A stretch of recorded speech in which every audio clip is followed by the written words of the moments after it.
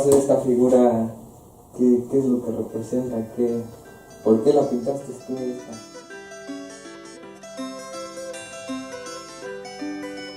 El derecho de vivir, poeta Ho Chi Minh, que golpea de Vietnam a toda la humanidad.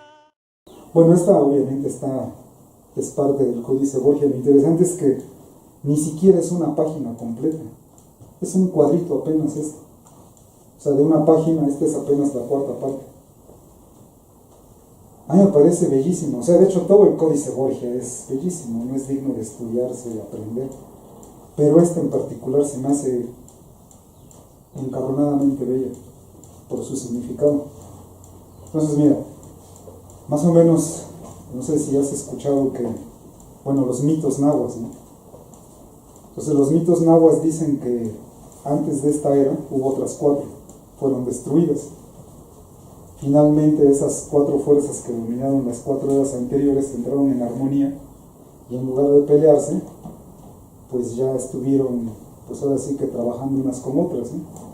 Y es lo que da nacimiento al quinto sol, el Nahui-Olin, que es esta era que estamos viviendo. Así se llama esta era, la de esta humanidad, porque ellos pensaban que antes de esta humanidad hubo otras 4 humanidades.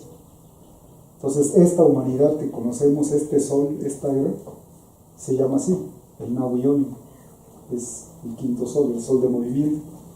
Bueno, pero dicen esos mitos nahuas que ya estaba este sol, esta era, pero no había gente. Y entonces todos los dioses y diosas, porque en el pensamiento náhuatl siempre hay masculino y femenino, en la dualidad, entonces hay dioses y hay diosas, se reúnen y dicen, ¿y ahora cómo le hacemos? ¿Quién nos va a ofrendar? ¿Quién nos va a dar la ofrenda, el sacrificio, la penitencia, si no hay hombres, no hay seres humanos sobre la tierra?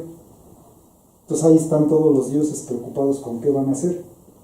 Y entonces a quien se le ocurre la idea es a Quetzalcóatl, que dice, pues hay que bajar al Mictlán.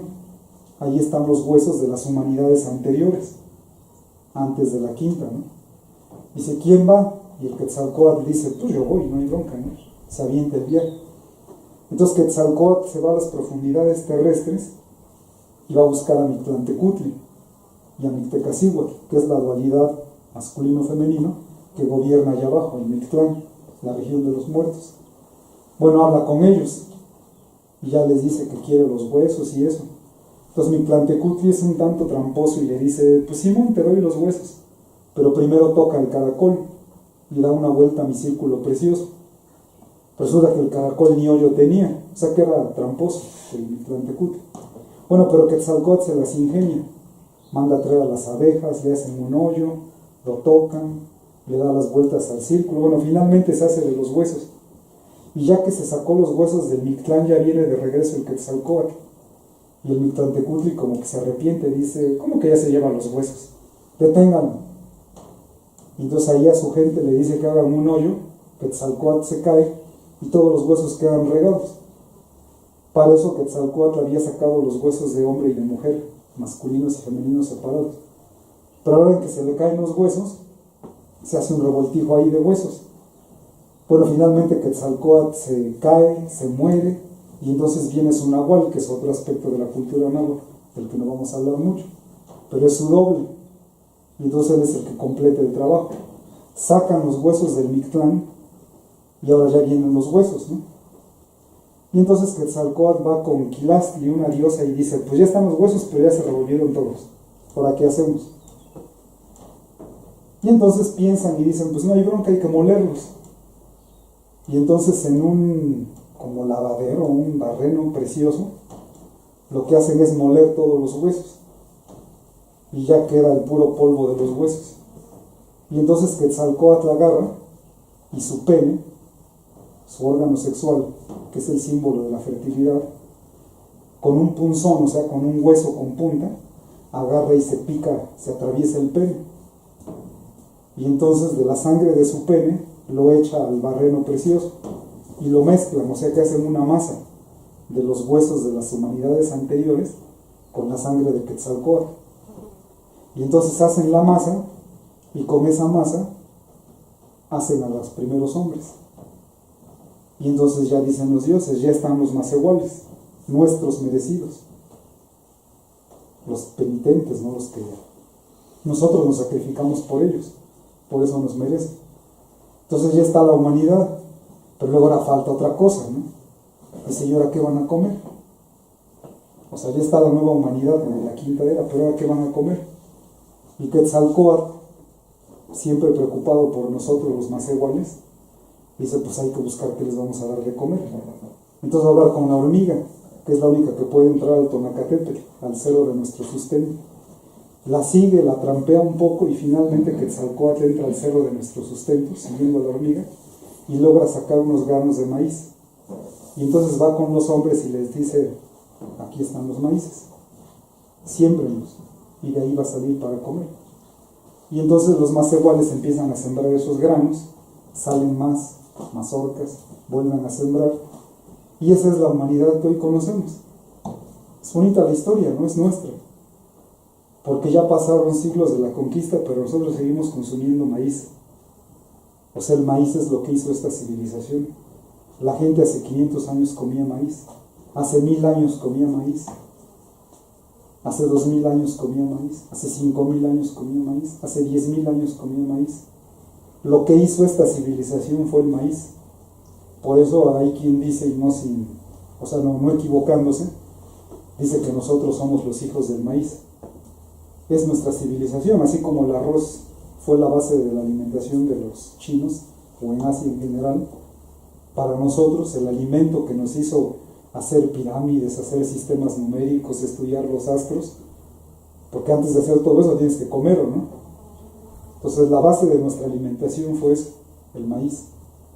Entonces todo esto que te platico son mitos náhuatl, los puedes leer en varios textos, ¿no? En varios libros, pero son mitos de nosotros, que tienen que ver con los masehuales, con el Nahui Oli y con el maíz. Bueno, todo eso que te platico está aquí metido. Lo que está aquí abajo es el Tlalticpac, la superficie terrestre, la tierra. Y sobre el Tlalticpac tendida, sobre el piso, sobre la tierra, está la madre, la Tonantzin, la tierra. Y no es una mujer bonita, es un monstruo. Por eso tiene cara de muerte, ¿no? Porque traga todo. Nos da vida, es cierto, pero también se come todo, ¿no? Cuando nos morimos nos entierran. Cuando un animal muere se pudre ahí, se vuelve a ser parte de la tierra. Esa es la realidad de la tierra, ¿no? Es la vida y es la muerte al mismo tiempo. Es la madre. Entonces ahí está la madre tendida sobre la superficie terrestre del Tlalticpac, la superficie terrestre, y la madre está tendida, y de ella, de su vientre, está saliendo el árbol precioso, o sea, nuestra civilización, el maíz. Y a los lados hay dos hombres vestidos de sacerdotes, que tienen que ver con el sol en la tarde y el sol en la mañana, que son los dos momentos importantes en los ciclos del día, ¿no?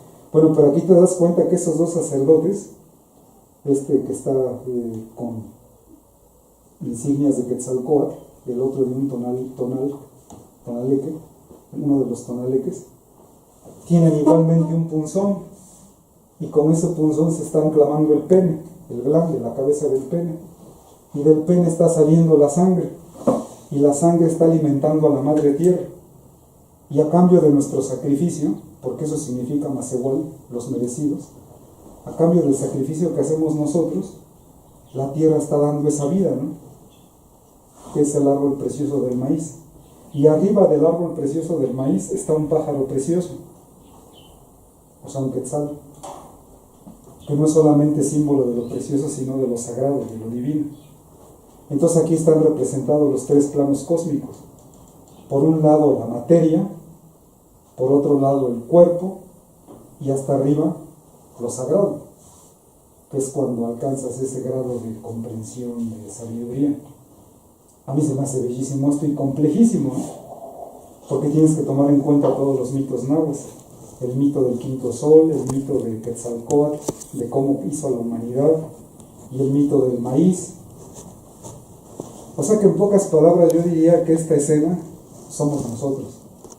Somos tú, somos yo, somos este pueblo, somos la Mixteca poblana, somos esta parte del planeta Tierra, una civilización que se hizo con el maíz, y quienes la habitamos sobre el Tlaltípac, la superficie terrestre, somos los más iguales, los merecidos, los que tenemos que hacer ofrenda, que agradecer. ¿A quién? Pues a la vida, ¿no? A la madre tierra, que nos da vida, nos da alimento, pero pues también nos traga cuando nos morimos. Entonces todo esto te das cuenta que va más allá de un escrito. ¿Te imaginas que yo quisiera poner todo esto en un escrito? O sea, como me refiero a letras, como hoy, no me alcanza un párrafo, no me alcanza una página.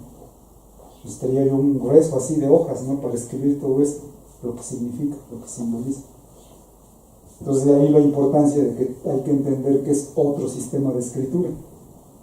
Entonces el que lo contempla no está leyendo como hoy pensamos así letra por letra, ¿no? Sino que enfoca su atención, empieza a ver todo en conjunto y entonces salen a relucir todo lo que te digo, o sea, todos los mitos.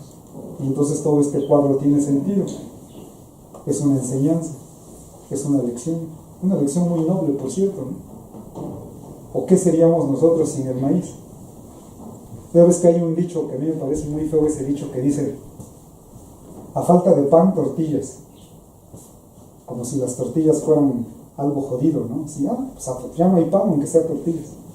Yo más bien diría lo contrario: a falta de tortillas, pues ya aunque sea pan, ¿no?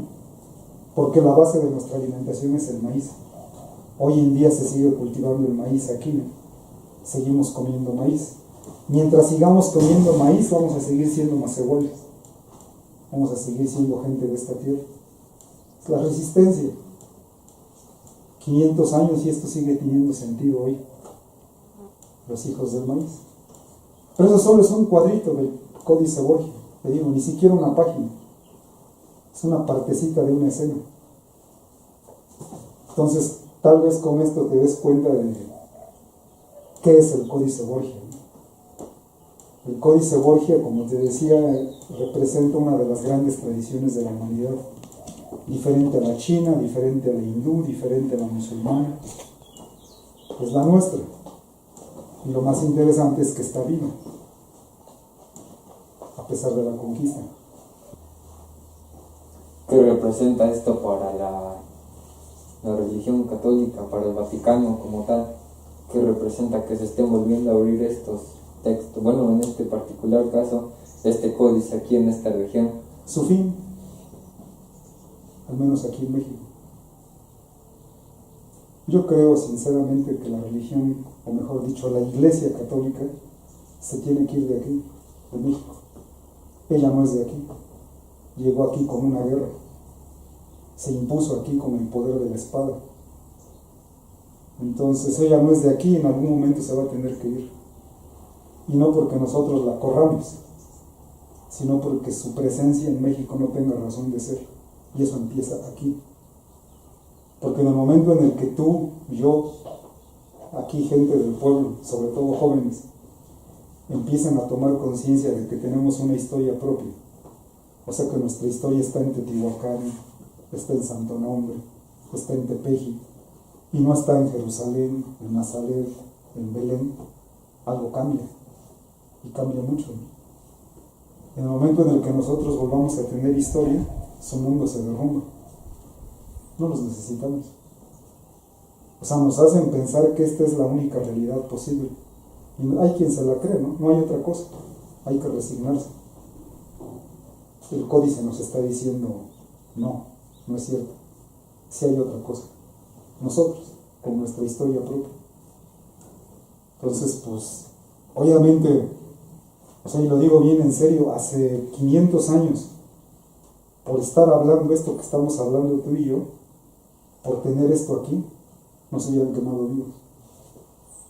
Nos hubieran echado a los perros, a los mastines que traían entrenados para despedazar gente.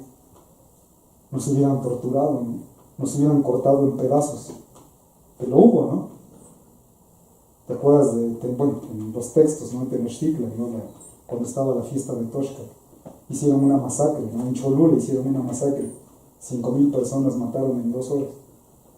O sea, por esto que estamos hablando, nos iría como en feria. pero ya es otro tiempo, ¿no? Entonces, esto que estamos aquí planteando, platicando, obviamente no conviene a los intereses de la Iglesia, porque su poder está basado en una mentira, y esto viene a destruir esa mentira. Entonces, no, nosotros los mexicanos no somos ni judíos ni europeos, somos de aquí, de esta tierra, y tenemos una historia propia, y ya va siendo tiempo de decirlo abiertamente, ¿no? De plantearlo. Somos los originarios de aquí, somos los macehuales, y no los necesitamos a ellos, o sea, a la Iglesia y a toda esa cultura que se viene a imponer aquí. Muchas cosas hay que aprender de esa cultura, es cierto, ¿no? Pero una cosa es aprender de ellas por consentimiento propio, que en mi caso aquí, como estamos como aula, no es su religión, es la ciencia lo que tenemos que aprender de ellos, ¿no? Que eso es patrimonio de la humanidad. Pero bueno, necesitamos volver a tener historia de los mexicanos. Y para quienes somos originarios de esta región, la Mixteca poblana, pienso que este libro es como que la pauta para empezar ese proceso de descolonizarnos, porque el proceso de colonización ha sido brutal en todos los sentidos, en el social, en el religioso, en todos. Estamos colonizados. La intelectualidad misma está colonizada en los centros académicos. Está pensando que su historia está allá en Europa, ¿no? Con los grandes filósofos de todas las épocas, ¿no? Desde la época clásica, pasando por el Renacimiento, la Ilustración, pero en Europa. La colonización nunca terminó. Hoy seguimos colonizados. Y este es un elemento importantísimo para descolonizarse y volver a ser lo que siempre fuimos, macehuales. Entonces, a grandes rasgos, ¿crees que resurgir ese amor por la cultura antigua nos va a hacer de algún modo ayudar a esa descolonización? Pues mira lo que hizo esta colonización, en serio. Ve lo que nos trajo. Tú mismo lo has dicho, ¿no? Escuchar a niños aquí en el pueblo, niños de primaria, diciendo, mira, esa vieja está bien buena, y si nos la cogemos y la matamos y luego la aventamos, a eso nos trajo esta colonización. Es un sistema machista, ¿no? Que desprecia la vida. El que desaparezcan jóvenes, ¿no? Como los 43. El que el mundo esté en el caos ecológico, ¿no? Ya lo viste, los ríos se están secando, ¿no? Otros se están pudriendo de podredumbre, el atoyac. A eso nos trajo esa colonización. A que hoy en día los jóvenes nada más están pensando en la troca, en la droga, en el bucanas, en las armas, en ser narco. A eso nos trajo esa colonización. A que mujeres aparezcan envueltas en bolsas de basura tiradas en una barranca. Eso es la colonización. Entonces esta es la esperanza para otra cosa, construir otra sociedad, pero desde aquí, no imitando esos modelos europeos occidentales, gringos, que en mi opinión están en franca decadencia. Entonces para mí el Códice Borgia no es cosa del pasado, no es para regresar a eso, es para a partir de eso, o sea, con cimientos bien firmes, levantar un mundo nuevo, con buenos cimientos, o sea, con nuestra historia milenaria. No para repetirlo, sino para hacerla mejor. Porque de que tuvimos fallas, las tuvimos, siempre. No hay una civilización utópica ni perfecta. Pero esta es la nuestra. Entonces no tenemos por qué seguir importando modelos del extranjero. Si tenemos algo tan propio y tan valioso, ¿no? Y, por ejemplo, si yo quisiera aprender algo, ¿o dónde? O, por ejemplo, contigo, ¿puedo venir a tomar clase o algo así? Pues tienes dos opciones. Una es terminar la prepa, bachillerato, luego entrar a la UNAM o a la Escuela Nacional de Antropología e Historia, pasarte allá un chingo de años, volverte académico. Es una opción, creo. Vivirse de eso, ¿no?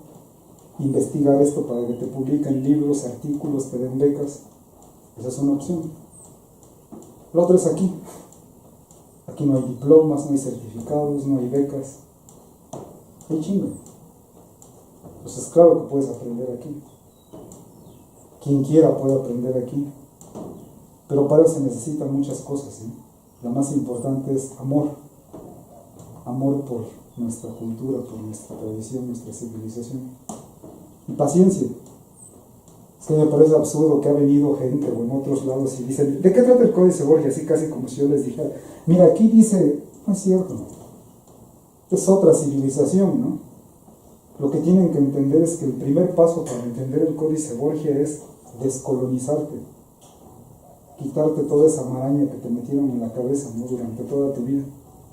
Y después de eso, que va a tardar, entonces vas a empezar a entender esto, lo propio. Entonces por eso digo que hay que ser pacientes, porque hay quien piensa que a lo mejor viene una vez a la semana, una vez, nada más. Dice, ya, con que vaya 2 horas ya, no es cierto. A mí me tomó 15 años o más poder entender eso. Y bueno, de mi parte estoy en la mejor disposición para compartir lo poco que he aprendido. Entonces cualquier persona honesta que quiera aprender de esto, de la historia náhuatl, de la cultura náhuatl, de la religión náhuatl, de la filosofía náhuatl, del arte náhuatl, y en concreto del sistema de escritura náhuatl, pues es bienvenida aquí. Es gratuito, para nosotros no es un negocio como la academia, ¿no? Que te digo, se vive de becas, de libros, de cosas. No, aquí lo hacemos porque es nuestro deber de hacerlo. Entonces cualquier persona que quiera pues puede venir, nos ponemos de acuerdo en la hora, en los días, y a darle a la tlacuileada. ¿Cuáles son los objetivos principales de la tlacuileada con esto? O sea, para alguien que quiere aprender esto, yo pienso que el objetivo al final solo puede ser uno: ser más igual. Se dice fácil, pero ser más igual no cualquiera, ¿eh? Es un proceso, no es algo que te lo ganas en una rifa, de golpe. Ser más igual cuesta, ¿no? Por ejemplo, ser más igual implica ir caminando de aquí al Tepeyac. Ser más igual implica leer.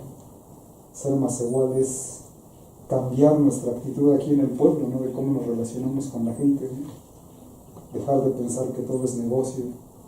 Dejar de pensar que la violencia es la única forma de solucionar conflictos. O sea que ser más igual es un estilo de vida. Yo pienso que ese es el objetivo al final. Poder decir y sentirlo: soy un más igual. Más igual. O sea, pertenezco a otro mundo, al de aquí. Si logras eso, pues ya eres alguien en el mundo, ¿no? No como hoy que estamos todos perdidos. Porque hoy en día dices, ¿no? Soy mexicano, pero ¿qué diablos quieres? ¿Qué significa eso? Hoy, ser mexicano. Si ya ni siquiera existe el Estado Nacional. Lo que hay es una banda de bandidos ahí que están administrando el negocio de otros, ¿no? De las empresas transnacionales, que son las que mandan en México. Pues, ¿qué diablos es hoy ser mexicano? Es nada, ¿no? Ya no significa nada ser mexicano hoy. Pero ser más igual es otra cosa, ¿no? Entonces podría decirse que algunos actos repercutidos de esto sería el resurgimiento de la cultura náhuatl, en este caso, y la destrucción del sistema capitalista. Ser más igual te lleva a eso. O sea, el hecho, piensa tú que aquí se impuso una civilización, la cristiana occidental, que en su forma económica política es la capitalista. Si tú le dices no a eso, lo estás desafiando, lo estás enfrentando. Entonces, por supuesto que es así como dices, ¿no? Ser más igual es reconocerte como parte de una civilización, y al reconocerte tú como parte de ella, la estás haciendo resurgir, ¿no? Vivir otra vez. Y por otro lado le estás dando en la torre el sistema que la creó, a la dominación, el capitalismo. Entonces sí, efectivamente, ser más igual es ser anticapitalista también, y ser más igual es estar a favor de los derechos y la cultura indígena, o sea, el resurgimiento de las culturas originarias de México. La náhuatl es solamente una de ellas, eso que quede claro, ¿no? Entonces yo hablo de la náhuatl porque soy originario de ella, aquí todo es náhuatl, ¿no? Si fuera yo mixteco estaría hablando a lo mejor de un códice mixteco. Si fuera yo maya estaría hablando de otras cosas. Si fuera yo huichol estaría hablando de otras cosas, con otros símbolos, con otras palabras. Pero pues en mi caso resultó que soy náhuatl, macéhuatl, por eso hablamos así. Una pregunta que me surge así de repente es lo del nahuatl. ¿Qué era entonces para nuestros ancestros un nahuatl? Porque, por ejemplo, viejas historias así culturales, cultura popular que se escucha es que los hombres se convertían por la noche en algún animal y se hacían fechorías, ¿no? O robaban, ¿no? Pero convertidos en este animal, ¿no? Que quitaban los pies y eso. Realmente, ¿tú qué piensas o qué sabes acerca del nahuatl? Así que tiene relación. Veo una relaciones. cosa que, o sea, el argumento que encuentran, mira, es que, ¿cómo explico esta parte? Todas las guerras, sin excepción alguna, son para robar. Ninguna se atreve a decirlo, ¿eh? Por ejemplo, Estados Unidos hoy hace una guerra y dice que es para llevar la democracia, que es para llevar los derechos humanos. Ninguna guerra se atreve a decir su realidad. O sea, ningún país o lo que sea reino hace una guerra y lo dice abiertamente. Te hago la guerra para robarte. Todas las guerras son para chingarte, para robarte. La guerra que hicieron los españoles aquí fue para eso nada más, para robarnos. ¿Robarnos qué? Su obsesión, el oro. Aquí esclavizaron gente así de los pueblos, la sacaban así por manada para llevarla a trabajar en las minas. Y por las condiciones tan duras de explotación que había, la gente se moría. No, pero vamos a traer más gente, ¿no? A otro pueblo, ¿no? O sea, nos hicieron como quisieron los españoles, nos explotaron como quisieron. Pero era para eso, para robarnos, para llevarse la riqueza que había aquí. Entonces todas las guerras son para eso, para robarnos. Pero encuentran siempre una justificación, como te decía, Estados Unidos dice que la democracia justificó la guerra que hicieron los españoles contra nosotros, la religión. Esa fue toda su justificación. Decían, ellos no conocen la religión verdadera, o sea, nosotros, ¿no? La religión verdadera es la nuestra, o sea, la de ellos, el cristianismo. Conclusión, su religión es falsa, la de nosotros. Y no solo es falsa, sino que es del demonio. Y como es del demonio hay que destruirla. Y les vamos a poner la nuestra. A cambio nos quedamos con sus cuerpos, o sea, los agarramos como esclavos a los hombres, a las mujeres las violamos, y nos quedamos con todas sus tierras y su riqueza. De eso trató todo esto. O sea, lo que voy con todo esto es que la religión mexicana fue satanizada. La trataron como cosa del demonio. Y yo pienso que por ahí tiene que ver eso que dices. Pues hoy en día decimos nahual y dices, porque aquí en el pueblo todavía se habla de eso, ¿no? Que hay nahuales, que tal señor es nahual, que cuida a tu niño porque va a venir el nahual. Para mí tiene que ver con esa idea de demonizar o satanizar la religión mexicana.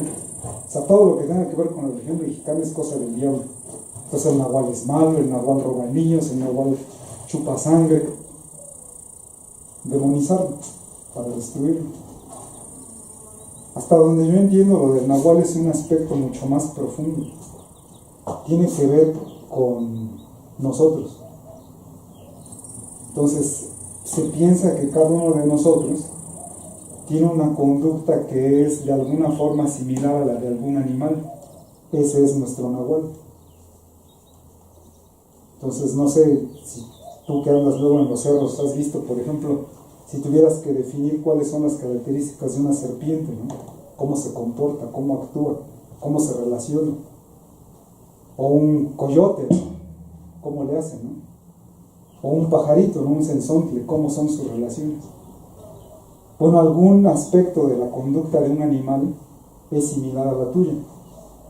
Entonces ese es tu nahual. Tal vez lo que hoy en psicología occidental le llaman el alter ego, o sea, tu otro yo, pero un aspecto más profundo del conocimiento de la personalidad humana. Y ya hoy en día se degradó y se deformó en esta idea absurda del nahual como un ente maligno. Entonces, en conclusión, creo que hay mucho que aprender de esta cultura, ¿no? Por ejemplo, esto que dices, los nahuales, ¿no? ¿Qué era? ¿Cómo lo veían ellos en realidad? Y no hoy cómo quieren que lo veamos. Sí, pues muchas gracias.